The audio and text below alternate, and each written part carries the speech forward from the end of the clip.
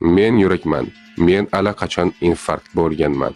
Sizlarni oldin ham ogohlantirdim, lekin ko'pchilik buni sezmaydi, e'tibor bermaydi.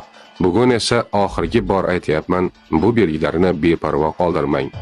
Men infarkt bo'lganimni bildirgan eng asosiy belgilar quyidagilar. Birinchi belgi ko'krak qafasda bosuvchi, siquvchi yoki kuydiruvchi og'riq.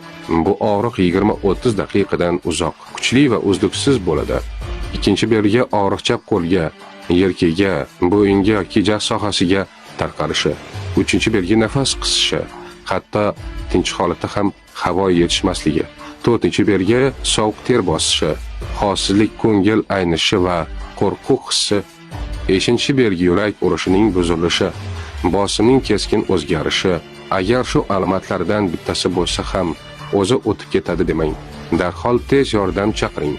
Siz esa aslo harakat qilmang. O'zingizni va yaqinlaringizni asrang. Yurak ogohlantirsa uni eshiting. Haytgancha Salomatlik va strategik rivojlanish instituti rasmiy kanaliga obuna bo'ling.